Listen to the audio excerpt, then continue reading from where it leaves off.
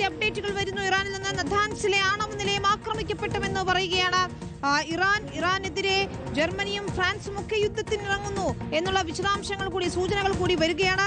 കൂടുതൽ രാജ്യങ്ങൾ യുദ്ധമുഖത്തേക്ക് എത്തുന്നു. ഗൾഫ് രാജ്യങ്ങളെ സംരക്ഷിക്കാൻ തയ്യാറാണെന്ന് പറയുകയാണ്. ഫ്രാൻസ് ജർമ്മനിയും പിന്തുണയുമായി എത്തുമ്പോൾ കൂടുതൽ രാജ്യങ്ങൾ യുദ്ധത്തിനെത്തുകയാണ്. ഇറാനിലെ ഖുറാമാബാദിൽ US ആക്രമണം ഉണ്ടാകുന്നു. അവിടെ 5 ഇറാനിയൻ സൈനികർ കൊല്ലപ്പെട്ടെന്ന് സ്ഥിരീകരിക്കുന്നു.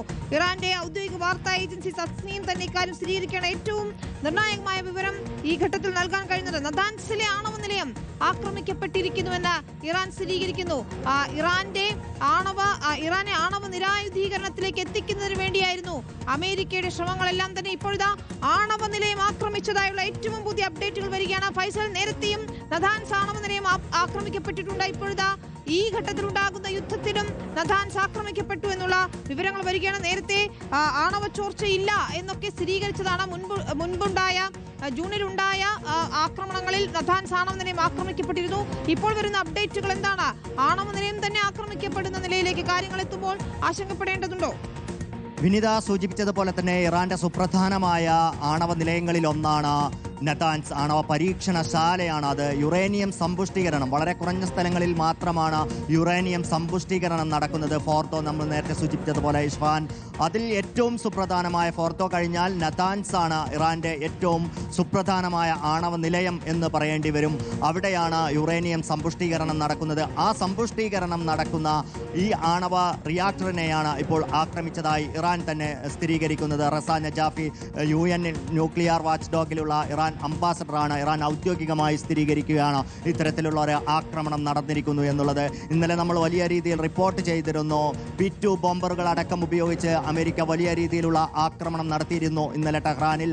ആ ആക്രമണത്തിലാണോ ഇത്തരത്തിൽ വലിയ രീതിയിലുള്ള ഒരു ആക്രമണം ന്യൂക്ലിയർ സൈറ്റിന് നേരെ നടന്നത് എന്നുള്ള കാര്യം സംശയിക്കേണ്ടിയിരിക്കുന്നു. കാരണം വലിയ സുരക്ഷാ വലയമുള്ള ആണവ റിയാക്ടറുകളാണ് ഇറാൻ്റേത്. അവയിൽ പലതും ഭൂമിക്കടിയിലാണ്. വലിയ പാറ തുരന്നെല്ലാം നിർമ്മിച്ചിട്ടുള്ള ആണവ റിയാക്ടറുകളാണ്. അത്തരത്തിലുള്ള ആണവ റിയാക്ടറുകൾക്കെതിരെ ഏതെങ്കിലും തരത്തിലുള്ള ഈവൻ അമേരിക്കയുടെ ടോമോഹോക്ക് മിസൈലുകളാണെങ്കിൽ പോലും, അല്ലെങ്കിൽ സാധാരണ ബോംബറുകളാണെങ്കിൽ പോലും അത് തകർക്കുക അസാധ്യമാണ് എന്നുള്ളത് നേരത്തെ തന്നെ ട്രംപ് അടക്കമുള്ളവർ പറഞ്ഞിരുന്ന കാര്യമാണ്. പക്ഷേ 20,000 കിലോ ശേഷിയുള്ള, അത്രയും മാരക ശേഷിയുള്ള B-2 ബോംബറുകളാണ് എത്തിയിട്ടുള്ളത് എന്നുണ്ടെങ്കിൽ വലിയ രീതിയിലുള്ള നാശനഷ്ടങ്ങൾ ഉണ്ടാക്കാൻ സ്വാഭാവികമായും ഈ റിയാക്ടറുകൾക്ക് നാശനഷ്ടങ്ങൾ ഉണ്ടാക്കാൻ സാധിക്കും. എന്തായാലും ഈ ഒരു ആക്രമണത്തിൻ്റെ ഫലമായി ഏതെങ്കിലും തരത്തിലുള്ള ആണവ ചോർച്ചയുണ്ടോ എന്നുള്ള കാര്യത്തിൽ വ്യക്തത വരുത്താൻ സാധിച്ചിട്ടില്ല. അന്താരാഷ്ട്ര ആണവോർജ്ജ ഏജൻസി തന്നെ പറഞ്ഞിട്ടുള്ളത് ഇറാന്റെ ആണവ നിലയങ്ങളുമായി നിലവിൽ ബന്ധപ്പെടാൻ സാധിക്കുന്നില്ല എന്നുള്ളതാണ്. ആ തരത്തിലുള്ള ഒരു പരിശോധന നടത്താൻ സാധിച്ചിട്ടില്ല എന്നുള്ളതാണ്. എന്തായാലും ആശങ്കപ്പെടുത്തുന്ന ഒരു സാഹചര്യം നിലവിലുണ്ട് എന്ന് തന്നെ പറയേണ്ടിയിരിക്കുന്നു. പക്ഷേ ഇതുവരെ ആണവ വികിരണ ചോർച്ച സ്ഥിരീകരിച്ചിട്ടില്ല എന്നുള്ളത് ആശ്വാസം തന്നെയാണ് വിനീത. പക്ഷേ കഴിഞ്ഞ തവണ നമുക്കറിയാം B-2 ബോംബറുകൾ അടക്കം ആ തരത്തിലുള്ള വലിയ രീതിയിലുള്ള ആക്രമണം, ഒരുപക്ഷെ B-2 ബോംബറുകൾ അമേരിക്ക നിർമ്മിച്ചത് തന്നെ അവർ പറയുന്നത് ഇറാന്റെ ഈ തരത്തിലുള്ള ഭൂമിക്കടിയിലുള്ള ഭൗമാന്തർ ഭാഗത്ത് സ്ഥിതി ചെയ്യുന്ന വലിയ ആണവ ഫെസിലിറ്റികൾ തകർക്കുക എന്ന ലക്ഷ്യത്തോടു കൂടിയാണ്. പക്ഷേ അവകാശവാദങ്ങളെല്ലാം തകർത്തുകൊണ്ട് ഫോർത്തോയിലും നഥാൻസിലും ഇസ്ഫഹാനിലും കഴിഞ്ഞ തവണ അവർ നടത്തിയ ആക്രമണത്തിൽ വലിയ കാര്യമായ കേടുപാടുകൾ, നാശനഷ്ടങ്ങൾ ഉണ്ടാക്കാൻ സാധിച്ചിരുന്നില്ല എന്നുള്ളതാണ് വാസ്തവം. അത് തന്നെയാണല്ലോ ഒരുപക്ഷെ ഇപ്പോൾ വീണ്ടും ഇറാൻ ആണവ ചർച്ചയിലേക്ക് കൊണ്ടുവരാൻ അമേരിക്ക നിർബന്ധിതരായ സാഹചര്യവും. പക്ഷേ ഇപ്പോൾ നടത്തിയ ആക്രമണത്തിന്റെ കൂടുതൽ വിവരങ്ങൾ പുറത്തു വരേണ്ടിയിരിക്കുന്നു വിനീത. പക്ഷേ ഒരു ആക്രമണത്തിന്റെ ഭീതി നിൽക്കുമ്പോൾ തന്നെ ഈ ആണവ നിലയങ്ങൾ സുരക്ഷിതമാക്കിയിരിക്കാനിടയില്ലേ ഫൈസൽ? അന്ന് എനിക്ക് തോന്നുന്നു മുൻപ് നഥാൻസ് ആണവ നിലയം ആക്രമിച്ച സമയത്ത് അതിന്റെ ദൃശ്യങ്ങളൊക്കെ, ചില സാറ്റലൈറ്റ് ദൃശ്യങ്ങളൊക്കെ പുറത്തു വന്നതാണ്. അതിന്റെ പുറം ഭാഗം, ഒരു ഭാഗം ആകെ തകർന്ന നിലയിലൊക്കെ തന്നെ ആയിരുന്നു എന്നാണ് എൻ്റെ ഓർമ്മ. ശരിയല്ലെങ്കിൽ തിരുത്താം. അപ്പോഴും പറഞ്ഞിരുന്നത് അവിടുന്ന് ആണവ ശേഖരം മാറ്റിയിട്ടുണ്ട് എന്നായിരുന്നു ഇറാൻ അറിയിച്ചിരുന്നത്. ഇപ്പോഴും ഒരു യുദ്ധ സാഹചര്യം മുന്നിൽ കണ്ടുകൊണ്ട് അത്തരം നീക്കങ്ങൾ നടത്തിയിരിക്കാനിടയില്ലേ? തീർച്ചയായും വിനീത സൂചിപ്പിച്ചതുപോലെ തന്നെയാണ്. കഴിഞ്ഞ തവണ ആക്രമണം നടന്നപ്പോൾ അതിൻ്റെ പുറംഭാഗത്തിന് വലിയ കേടുപാടുകൾ സംഭവിച്ചിരുന്നു. ആദ്യ നിലയ്ക്കും വലിയ രീതിയിൽ കേടുപാടുകൾ സംഭവിച്ചിരുന്നു. പക്ഷേ ആണവ റിയാക്ടറുള്ള ഭാഗത്തേക്ക്, സെൻട്രിഫ്യൂജുള്ള ഭാഗത്തേക്ക് വലിയ രീതിയിലുള്ള കേടുപാടുകൾ സംഭവിച്ചിരുന്നില്ല എന്നുള്ളതാണ് അന്ന് ഇറാൻ വ്യക്തമാക്കിയിരുന്നത്. മാത്രമല്ല ആ സമയത്ത് തന്നെ ഇങ്ങനെയൊരു ആക്രമണം ഉണ്ടാകും എന്നുള്ള മുന്നറിയിപ്പ് ഉണ്ടായപ്പോൾ തന്നെ ഇറാൻ ഈ സമ്പുഷ്ടീകരിച്ച യുറേനിയവും ആണവ ഇന്ധനവും എല്ലാം വലിയൊരു രീതിയിൽ മാറ്റിയിരുന്നു എന്നുള്ളതാണ്. ഇറാൻ്റെ കയ്യിൽ ഏതാണ്ട് 60% സമ്പുഷ്ടീകരിച്ച 240 കിലോയിലേറെ വരുന്ന യുറേനിയം ഉണ്ട് എന്നുള്ളതാണ് വിശ്വസിക്കപ്പെടുന്നത്. അങ്ങനെയാണ് ആഗോള മാധ്യമങ്ങളെല്ലാം റിപ്പോർട്ട് ചെയ്യുന്നത്. അത് സ്വാഭാവികമായും ഏറ്റവും സുരക്ഷിതമായ കേന്ദ്രങ്ങളിലേക്ക് ഇറാൻ മാറ്റിയിരിക്കും എന്നുള്ള കാര്യം ഉറപ്പാണ്. കാരണം ഇത് അവരുടെ ഏതെങ്കിലും തരത്തിൽ സാങ്കേതിക വിദ്യ നഷ്ടപ്പെടുന്ന കാര്യം മാത്രമല്ല, ഒരു ആണവ ചോർച്ചയുണ്ടായാൽ അത് ആ രാജ്യത്തെ നൂറ്റാണ്ടുകളോളം അല്ലെങ്കിൽ പതിറ്റാണ്ടുകളോളം ബാധിക്കുന്ന തരത്തിലേക്ക് കാര്യങ്ങൾ പോകും. ആ മേഖല പിന്നീട് ഉപയോഗശൂന്യമാകുന്ന തരത്തിലേക്ക്, ചെർണോബിലെല്ലാം നമുക്കറിയാവുന്നതാണ്, ആ തരത്തിലേക്കുള്ള ഒരു വലിയ ദുരന്തമുണ്ടാകും എന്നുള്ള കാര്യം ഇറാനും വ്യക്തമാകുന്നത് തന്നെയാണ്. അതുകൊണ്ട് തന്നെ ഏറ്റവും സുപ്രധാനമായ ആണവ കേന്ദ്രങ്ങൾ ആക്രമിക്കും. അതിന് തന്നെയാണ് അമേരിക്ക തയ്യാറെടുക്കുന്നത്, ഇസ്രായേൽ തയ്യാറെടുക്കുന്നത് എന്നുള്ളത് ഇറാന് വ്യക്തമായി അറിയാം. അതുകൊണ്ട് തന്നെ ഫോർദോയിലെയും അല്ലെങ്കിൽ നതാൻസിലെയും ഇസ്ഫഹാനിലെയും എല്ലാം അവർ സമ്പുഷ്ടീകരിച്ച ഈ ആണവ ഇന്ധനങ്ങൾ അവർ കൃത്യമായി മറ്റൊരിടത്തേക്ക്, ഏറ്റവും സുരക്ഷിതമായ ഒരിടത്തേക്ക് മാറ്റിയിരിക്കുമെന്ന് തന്നെയാണ് വിശ്വസിക്കുന്നത്. അതിപ്പോൾ ഇറാനിൽ ഉണ്ടോ എന്നുള്ള കാര്യം പോലും നമ്മൾ സംശയിക്കേണ്ടിയിരിക്കുന്നു. ആ തരത്തിൽ ചൈനയിലേക്കോ അല്ലെങ്കിൽ ഏതെങ്കിലും അർത്ഥത്തിൽ റഷ്യയിലേക്കോ സുരക്ഷിതമായി മാറ്റാനുള്ള സാധ്യതയും തള്ളിക്കളയാനുള്ള കഴിയില്ല.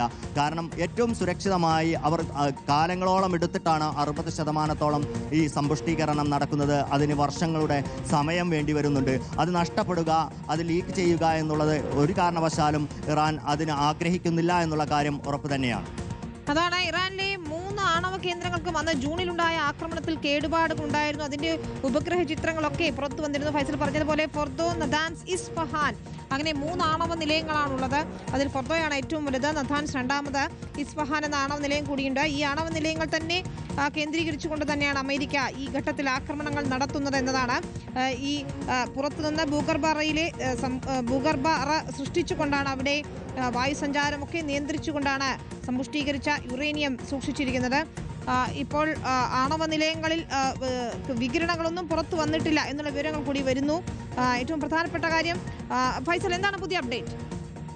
വിനീത, ഏറ്റവും പുതിയതായിട്ട് ഖത്തറിന്റെ വിദേശകാര്യ വക്താവ് മാജിദ് അൽ അൻസാരിയുടെ ഒരു പ്രസ്താവന പുറത്തു വന്നിരിക്കുന്നു. അദ്ദേഹത്തിന്റെ ഒരു പ്രതികരണം പുറത്തു വന്നിരിക്കുന്നു എന്നുള്ളതാണ്. ഇറാൻ സിവിലിയൻ കേന്ദ്രങ്ങളെ, ഖത്തറിലെ സിവിലിയൻ കേന്ദ്രങ്ങളെയും അതോടൊപ്പം വിമാനത്താവളത്തെയും ലക്ഷ്യമിട്ടു എന്നുള്ളതാണ്. നേരത്തെയൊക്കെ നമ്മൾ റിപ്പോർട്ട് ചെയ്തിരുന്നത് ഖത്തറിലെ അൽ ഉദൈദ് ബേസിനെ അടക്കമായിരുന്നു ലക്ഷ്യമിട്ടിരുന്നത്, ഇന്റർസെപ്റ്റ് ചെയ്യുകയായിരുന്നു എന്നുള്ളതാണ്. അങ്ങനെയല്ല, ഇറാൻ ഇപ്പോൾ ലക്ഷ്യമിട്ടത് ദുബായിയെ ലക്ഷ്യമിട്ട പോലെ, ബഹ്റൈനെ ലക്ഷ്യമിട്ട പോലെ കൃത്യമായി ജനവാസ മേഖലകളെയും അതോടൊപ്പം തന്നെ ഖത്തറിലെ ഏറ്റവും സുപ്രധാനമായ വിമാനത്താവളത്തെയും വരെ ഇറാൻ ലക്ഷ്യമിട്ടിരിക്കുന്നു എന്ന് ഖത്തറിന്റെ ഭാഗത്ത് നിന്ന് തന്നെ ഔദ്യോഗികമായ സ്ഥിരീകരണം വരികയാണ്. മാജിദ് അൽ അൻസാരി ഖത്തറിന്റെ വിദേശകാര്യ വക്താവാണ്. അദ്ദേഹം തന്നെ ഇത്രയും സമയം പറഞ്ഞുകൊണ്ടിരുന്നത് US-ന്റെ താവളങ്ങൾ കേന്ദ്രീകരിച്ചാണ് ആക്രമണം എന്നതാണ്. ഇപ്പോൾ അങ്ങനെയല്ല, സാധാരണക്കാരെയും ആക്രമിക്കുന്നു, വിമാനത്താവളവും ആക്രമിച്ചിരിക്കുന്നു, അതിന് സമീപവും സ്ഫോടനം ഉണ്ടായി എന്ന് സ്ഥിരീകരിക്കുകയാണല്ലേ ഔദ്യോഗികമായി തന്നെ? തീർച്ചയായും ഇറാൻ രണ്ടും കൽപ്പിച്ചുള്ള പോരാട്ടത്തിന് തന്നെ, പ്രത്യാക്രമണത്തിന് തന്നെ തയ്യാറെടുക്കുന്നു. മേഖലയിൽ ആരൊക്കെയാണോ അമേരിക്കയുടെ അടുപ്പക്കാർ, അവരുടെ അലയൻസ്, അവരെല്ലാം ആക്രമിക്കുന്നു, കണ്ണും പൂട്ടിയുള്ള ആക്രമണം നടത്തുന്നു എന്നുള്ളത് തന്നെയാണ് ഈ പ്രതികരണങ്ങളിലൂടെ സൂചിപ്പിക്കുന്നത്. മാത്രമല്ല, ഇപ്പോൾ ഏറ്റവും പുതിയ ഒരു റിപ്പോർട്ട് കൂടി പുറത്തു വരുന്നു. Israeli missiles identified missiles from Iran. Iran വീണ്ടും മിസൈൽ, നേരത്തെ നമ്മൾ റിപ്പോർട്ട് ചെയ്തിരുന്നു മിസൈലുകൾ തൊടുത്തുവിട്ടു എന്നുള്ളത്, അത് ഇസ്രായേലിൽ എത്തിക്കൊണ്ടിരിക്കുന്നു എന്നുള്ളതാണ്. 10ാമത് വേവ് ഓഫ് അറ്റാക്കാണ്. വീണ്ടും വലിയ രീതിയിൽ ഇസ്രായേലിലേക്ക് ആക്രമണം നടത്തുന്നു, ഇറാൻ പ്രത്യാക്രമണം നടത്തുന്നു എന്നുള്ളതാണ്. ഈ ആക്രമണം എസ്കലേറ്റ് ചെയ്യുമ്പോൾ തന്നെ, മേഖലയെ ഒന്നാകെ വ്യാപിപ്പിക്കുമ്പോൾ തന്നെ ശ്രദ്ധിക്കേണ്ട ഒരു കാര്യം, കൂടുതൽ രാജ്യങ്ങൾ ഈ ആക്രമണത്തിന്റെ ഭാഗമാകുന്നു, ഇറാനെതിരെ അണിനിരക്കുന്നു എന്നുള്ള സൂചനകൾ പുറത്തു വരുന്നുണ്ട്. വിനീത, ഏറ്റവും സുപ്രധാനമായി ഫ്രാൻസിന്റെ ഭാഗത്ത് നിന്ന് അതിനെ സാധൂകരിക്കുന്ന രീതിയിലുള്ള ഒരു പ്രതികരണം വന്നിട്ടുണ്ട്. അത് ശ്രദ്ധേയമാണ്. ഗൾഫ് രാജ്യങ്ങളെ അമേരിക്കയുമായി പങ്കുചേരുമെന്നല്ല അവർ പറയുന്നത്, ഗൾഫ് രാജ്യങ്ങളെ സംരക്ഷിക്കുന്നതിന് അവർ പ്രതിജ്ഞാബദ്ധമാണ്, ഇറാനെതിരെ പ്രതിരോധം തീർക്കാൻ പ്രതിജ്ഞാബദ്ധമാണ് എന്ന് അവർ വ്യക്തമാക്കുന്നു. അതോടൊപ്പം തന്നെ സമാനമായ പ്രതികരണം ജർമ്മനിയുടെ ഭാഗത്ത് നിന്നുണ്ടാകുന്നു. അതായത് ഫ്രാൻസ് എല്ലാം ആദ്യഘട്ടത്തിൽ ഇമ്മാനുവൽ മാക്രോണിന്റെ സ്വരം നമ്മൾ കേട്ടതാണ്. വലിയ രീതിയിൽ ഇത് ഡിപ്ലോമസിയിലേക്ക് പോകണം, സമാധാന ചർച്ചയിലേക്ക് പോകണമെന്ന് ആവശ്യപ്പെട്ട രാജ്യമാണ്.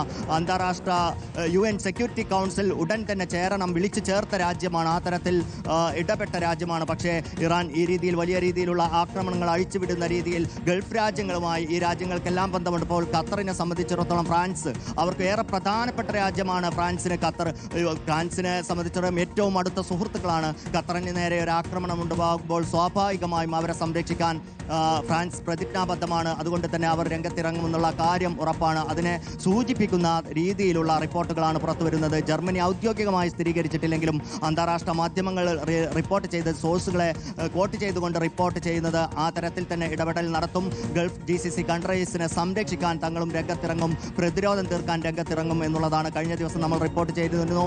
UK കൂടി ഈ യുദ്ധത്തിന്റെ ഭാഗമാകുന്നു എന്നുള്ളത് സ്റ്റാർമർ പറഞ്ഞത്. ഞങ്ങൾ നേരിട്ട് ഇറാൻ ആക്രമിക്കുമെന്നല്ല പറയുന്നത്. ഈ തരത്തിൽ ബേസുകൾക്കെതിരെ കൃത്യമായ ആക്രമണം ഉണ്ടാകുമ്പോൾ ഞങ്ങൾ പ്രതിരോധിക്കാനുണ്ടാകും എന്നുള്ളതാണ്